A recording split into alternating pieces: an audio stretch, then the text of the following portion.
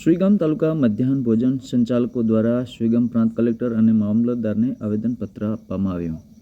ગુજરાત રાજ્યમાં 1984થી કાર્યરત મધ્યાહન ભોજન યોજનામાં વર્ષોથી શાળાઓમાં બાળકોને બપોરનું ભોજન આપવામાં આવે છે અને તેમાં માનદ વેતનથી સંચાલકો અને રસોઈયા દ્વારા કામ ચલાવવામાં આવે છે.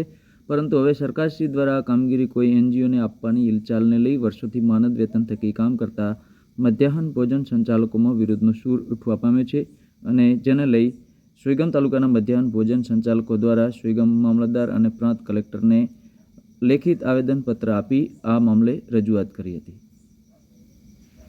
ત્યારથી આજ સુધી બધા સંચાલકો રસીઓ વગેરે સ્કૂલમાં કામગીરી કરી રહ્યા છે, છતાં અત્યારે બનાસકાંઠા જિલ્લામાં જ્યારે એનજીઓની હલચાલ ચાલુ થઈ છે ત્યારે એના સખત વિરોધમાં અમે આવેદનપત્ર પ્રાંત સાહેબ શ્રી અને મામલતદાર સાહેબને આપ્યું છે, જે એનજીઓ ના આવે અને અમારી રોજીથી ના છીનવાય તે માટે. 1984થી આ યોજના મધ્યાહન ભોજન ચાલી રહી છે, જેની અંદર 250 રૂપિયા વેતન હતું. ત્યારથી અમે સેવા આપીએ છીએ, એવું જ છે.